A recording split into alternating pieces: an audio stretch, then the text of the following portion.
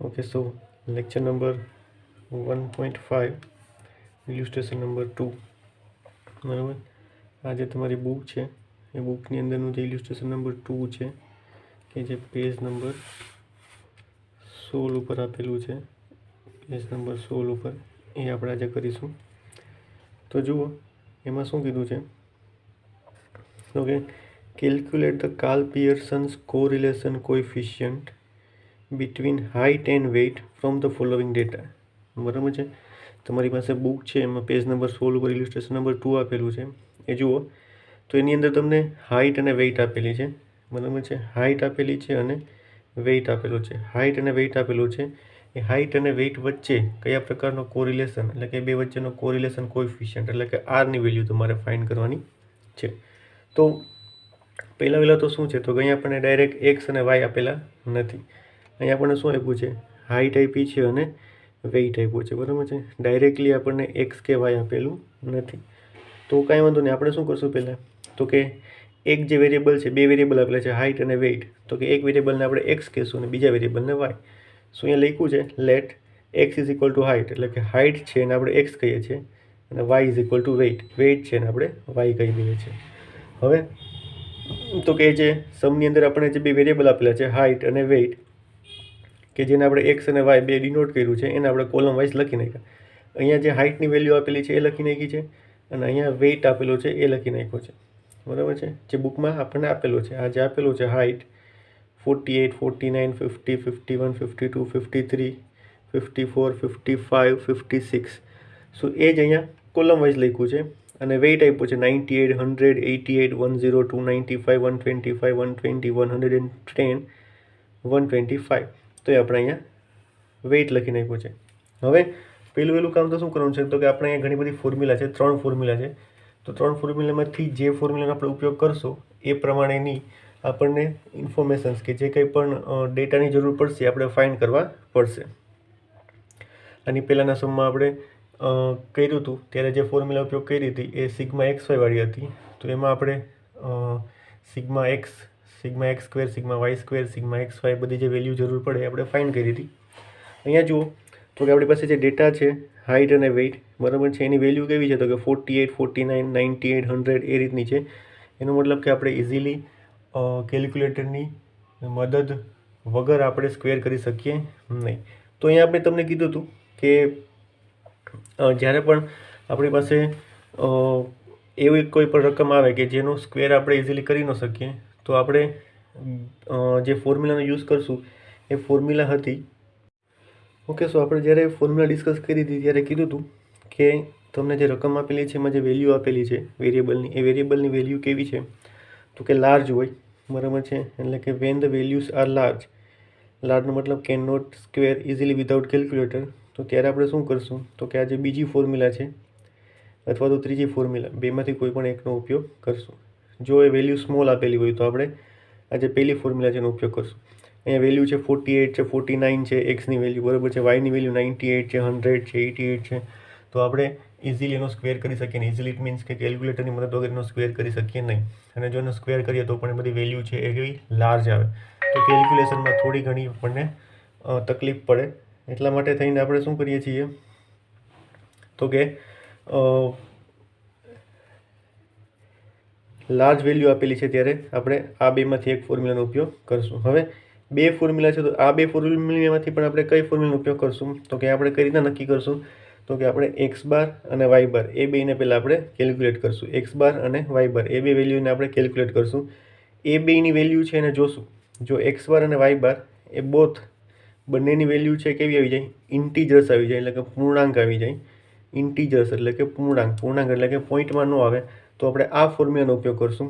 અને જો x bar અને વાય બાર છે એ નોન ઇન્ટીજર્સ એટલે કે અપૂર્ણાંક આવે તો આપણે આ ફોર્મ્યુલાનો ઉપયોગ કરશું. તો હવે અહીંયા આપણે શું કરશું, પહેલાં તો કે એક્સ બાર અને વાય બાર છે ને આપણે ફાઇન્ડ કરશું. તો એક્સ બાર અને વાય બાર ફાઇન્ડ કરવા માટે શું છે, તો કે એની ફોર્મ્યુલા છે.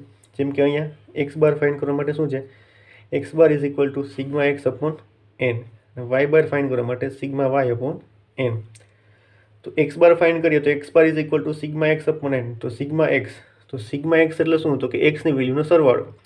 તો આપણે એક્સની વેલ્યુ લખેલી છે, હાઇટ છે આપણી એક્સની વેલ્યુ છે, તો આનો સરવાળો કરો, બરાબર છે. એ શું મળશે તમને? Sigma x. તો અહીંયાનો સરવાળો છે સિગ્મા એક્સ, એ તમને મળ્યું છે 468.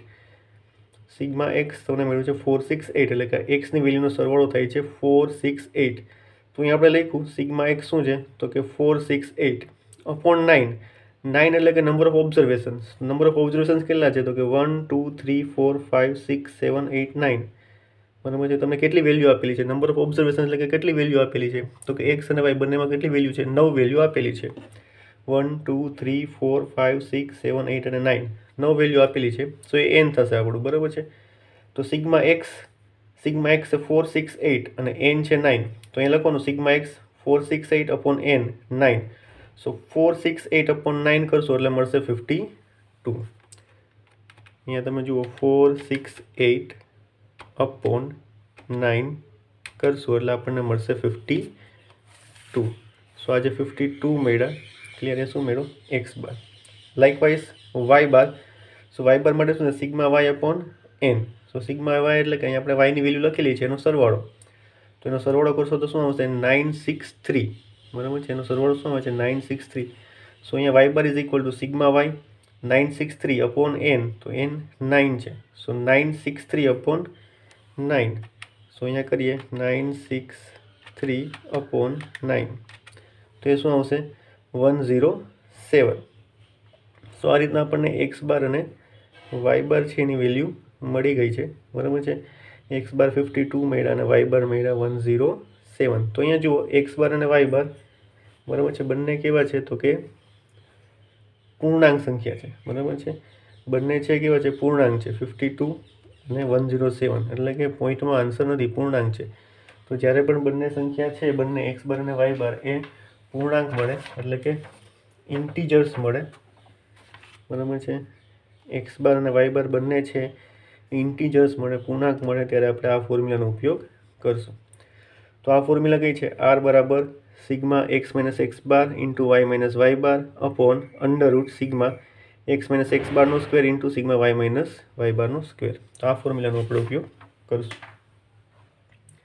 સો અહીંયા ફોર્મ્યુલા લખી છે r is equal to sigma x minus x bar into y minus y bar upon under root sigma x minus x બારનો square into under root sigma y minus y બારનો square. તો આ ફોર્મ્યુલાનો આપણે ઉપયોગ કરવાના છીએ. તો હવે આ ફોર્મ્યુલામાં આપણને કઈ કઈ વેલ્યુ જોઈએ છે તો કે sigma x minus x bar into y minus y bar જોઈએ છે, જે આપણે અહીંયા કેલ્ક્યુલેટ કર્યો છે sigma x minus x bar into y minus y bar. પછી સિગ્મા એક્સ માઇનસ એક્સ બારનો square sigma y minus y બારનો સ્ક્વેર. તો કે અહીંયા છે સિગ્મા એક્સ માઇનસ એક્સ બારનો સ્ક્વેર, અહીંયા છે વાય માઇનસ વાય બારનો સ્ક્વેર. તો એક એક્સ માઇનસ એક્સ બારનો સ્ક્વેર અને વાય માઇનસ વાય બારનો સ્ક્વેર ફાઇન્ડ કરવા માટે પણ આપણે શું જરૂર પડશે? એક્સ માઇનસ એક્સ બાર અને વાય માઇનસ વાય બાર. અને આ વેલ્યુ શોધને ફાઇન્ડ કરવા માટે પણ શું જરૂર પડશે? આ બે વેલ્યુની જરૂર પડશે. તો ઇન શોર્ટ કે આપણે કઈ કઈ વેલ્યુ તો કે બીજી 1 2 3 4 અને 5 વેલ્યુ છે આપણે ફાઇન્ડ કરશું. કઈ કઈ? એક્સ માઇનસ એક્સ બાર, વાય માઇનસ વાય બાર, એક્સ માઇનસ એક્સ બારનો સ્ક્વેર, વાય માઇનસ વાય બારનો સ્ક્વેર અને એક્સ માઇનસ એક્સ બાર અને વાય માઇનસ વાય બાર. સો હવે એ મળશે કઈ રીતના એ આપણે જોઈ લઈએ. તો કે અહીંયા જુઓ પહેલી જે વેલ્યુ છે એ આપણે ફાઇન્ડ કરીએ. આ એક્સ છે અને વાય છે, જે આપણને સમમાં આપેલો છે, આપણે લખ્યો છે. હવે આપણે ત્રીજી કોલમ છે એક્સ માઇનસ એક્સ બાર એ ફાઇન્ડ કરીએ છીએ. તો એક્સ માઇનસ એક્સ બાર કોલમ છે એ પોતે જ કઈ છે કે ભાઈ એક્સ માઇનસ એક્સ બાર એ કઈ રીતના મળશે તો કે એક્સની જે વેલ્યુ છે અને એક્સ બારમાંથી બાદ કરીએ. તો કે આ જે બધી વેલ્યુ છે એ કઈ વેલ્યુ છે? એક્સની. અને આપણું એક્સ બાર શું છે? 52. એનો મતલબ કે આ એક્સની જે વેલ્યુ છે એને એક્સ બારમાંથી બાદ કરવાની છે, એટલે કે આ બધી વેલ્યુ છે એને 52માંથી બાદ કરવાની છે, એટલે આપણને આ ત્રીજી જે કોલમ છે એ મળશે કે જે એક્સ માઇનસ એક્સ બાર છે. એટલે કે આ શું છે? આ એક્સની જે કંઈ પણ વેલ્યુ હશે એને એક્સ બાર છે 52માંથી બાદ કરશો એટલે આપણને આ વેલ્યુ મળશે. તો જુઓ પહેલી જે વેલ્યુ છે કઈ છે? 48. એક્સની પહેલી વેલ્યુ છે 48. તો કે એક્સની પહેલી વેલ્યુ 48 છે ને એક્સ બાર એટલે કે 52માંથી બાદ કરીએ તો કે 48 માઇનસ 52 એટલે મળશે -4. સેમ 49 માઇનસ 52 કરશો એટલે -3 મળશે. 50 માઇનસ 52 કરશો એટલે -2 મળશે. 51 માઇનસ 52 એટલે -1, 52 માઇનસ 52 એટલે 0, 53 માઇનસ 52 એટલે +1, 54 માઇનસ 52 એટલે +2, 55 - 52 એટલે +3 અને 56 - 52 એટલે 4. સો કરવાનું શું છે કે એક્સની વેલ્યુ છે એને એક્સ બારની વેલ્યુમાંથી બાદ કરતા જઈએ, તો કે આ બધી વેલ્યુ છે એને આપણે 52માંથી બાદ કરીએ એટલે આપણને શું મળ્યા, થર્ડ જે કોલમ મળી છે એ મળી. હવે એનો સરવાળો કરીએ તો એનો સરવાળો છે શું થઈ ગયો છે, 0. શું કામ તો કે અહીંયા -4 છે, અહીંયા +4 છે, -3 છે, +3 છે, -2 છે, +2 છે, -1 છે, +1 છે અને 0. એનો મતલબ કે આ શું થઈ જશે, આનો સરવાળો કરશો એટલે 0 થઈ જશે. કઈ રીતના, તો કે સરવાળો કરીને જોઈએ તો કે 4 + 3 બરાબર છે એટલે શું થશે, 7 + 2 એટલે કે 9 + 1 એટલે કે 10 એટલે આ શું થયું, -10. આ 4 ને 3 7 ને 2 9 ને 1 10 +10. સો -10 ને +10 કરશો એટલે શું થઈ જશે, 0. બરાબર છે. આ 10 - +10 એટલે શું થશે, 0. અથવા ડાયરેક્ટ તમે કરો તો કે -4 + -3 + -2 + -1 + 0 + 1 + 2 + 3 + 4 શું થઈ ગયું, 0. તો x - x બાર આપણને મળ્યો 0. સેમ y - y બાર, તો y - y બારમાં શું કરશું તો કે આ y ની વેલ્યુ છે એને y બારની વેલ્યુમાંથી બાદ કરશું. બરાબર છે. તો આ y ની વેલ્યુ છે અને આ y બાર છે, તો એનો મતલબ કે શું થશે કે આ દરેક જે y ની વેલ્યુ છે એ y બાર આપણું છે 107, એમાંથી બાદ કરીએ તો જુઓ પહેલી વેલ્યુ છે શું છે, 98. સો 98 - 107 એટલે મળશે -9. બીજી જે વેલ્યુ છે 100, સો 100 - 107 સો એ મળશે -7. પછી છે 88, સો 88 - 107 તો મળશે -19. સો આ રીતના શું કરીએ છીએ, બધી વેલ્યુ છે એને આપણે 107 કે જે આપણો y બાર છે એમાંથી આપણે એને બાદ કરીએ છીએ. તમને શું મળશે, y - y બાર. એનો સરવાળો કરો એટલે શું મળે, સિગ્મા y - y બાર. તો આ પણ શું થઈ જશે, 0. બરાબર છે. જુઓ સરવાળો કરીએ તો કે -9 + -7 + -19 + -5 + -12 + 18 + 13 + 3 + 11 એટલે કે 0. સો આ રીતના તમને x - x બાર અને y - y બાર મળશે. એના પછી શું છે તો કે નેક્સ્ટ જે કોલમ છે બરાબર છે, 5th કોલમ એ છે x - x બારનો સ્ક્વેર. x - x બારનો સ્ક્વેર તો એ કઈ રીતના મળશે તો કે સિમ્પલ, આ જે વેલ્યુ છે કઈ છે, x - x બાર. અહીંયા આપણે શું જોઈએ છે, x - x બારનો સ્ક્વેર. એનો મતલબ કે આ બધી જ વેલ્યુ છે એનો તમે સ્ક્વેર કરતા જાઓ એટલે તમને શું મળશે, x - x બારનો સ્ક્વેર. સો અહીંયા -4 નો સ્ક્વેર શું થઈ જશે, 16 + 16 -3 નો સ્ક્વેર 9 -2 નો સ્ક્વેર 4 -1 નો સ્ક્વેર 1 0 0 1 1 2 નો સ્ક્વેર 4 3 નો સ્ક્વેર 9 અને 4 નો સ્ક્વેર 16. સો આ જે વેલ્યુ છે એનો સ્ક્વેર કરીએ એટલે આપણને શું મળશે, x - x બારનો સ્ક્વેર. એનો તમે સરવાળો કરશો એટલે તમને મળશે 60. બરાબર છે.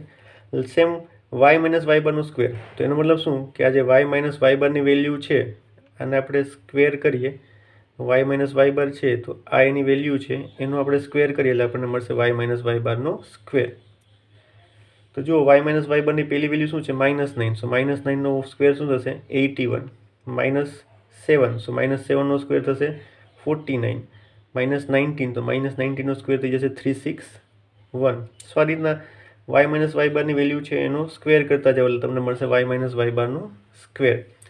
એનો જે ટોટલ મળશે એ તમને મળશે સિગ્મા y - y બારનો સ્ક્વેર અને એ છે 1486. પછી તો કે લાસ્ટ કોલમ જે શું છે, x - x બાર ઇન્ટુ y - y બાર. x - x બાર ઇન્ટુ y - y બાર. તો આ x - x બાર છે, આ y - y બાર છે, તો આ બેનું ઇન્ટુ એટલે કે આ બેનું મલ્ટિપ્લિકેશન, આ બેની વેલ્યુનું મલ્ટિપ્લિકેશન એટલે તમને શું મળશે, x - x બાર ઇન્ટુ y - y બાર. જુઓ x - x બાર શું છે, -4. સો -4 ઇન્ટુ -9 સો એ શું થઈ જશે, +36. બરાબર છે. માઇનસ પ્લસ થતા જશે. -3 ઇન્ટુ -7 સો એ શું થઈ જશે, +21. -2 ઇન્ટુ -19 એટલે થઈ જશે +38. સો આ બેનું મલ્ટિપ્લિકેશન છે એ શું છે, આ વેલ્યુ. તો તો આ રીતના આ વેલ્યુ મળી જશે, એનો ટોટલ એટલે કે એ મળશે sigma x minus x bar into y minus y bar, એ તમને મળે છે 225. સો આ રીતનું આખું ટેબલ છે, બરાબર છે. ટેબલ છે તમને સમજાઈ ગયું હશે. આ રીતનું એક ટેબલ બનાવવાનું છે અને આટલી વેલ્યુ ફાઇન્ડ કરવાની થાય છે. હવે તો કે ટેબલ બની ગયું, જરૂરી છે કે પણ વેલ્યુ હતી આપણે ફાઇન્ડ કરી લીધી.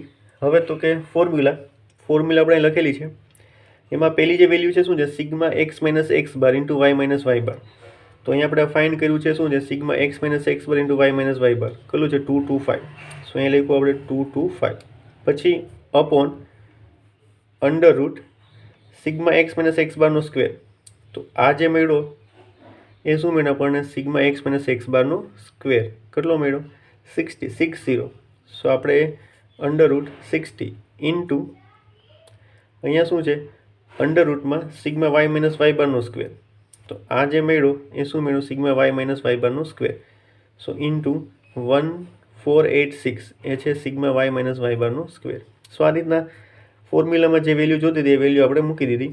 હવે 225 બરાબર છે. હવે નીચે શું છે તો કે 60 ઇન્ટુ 1486.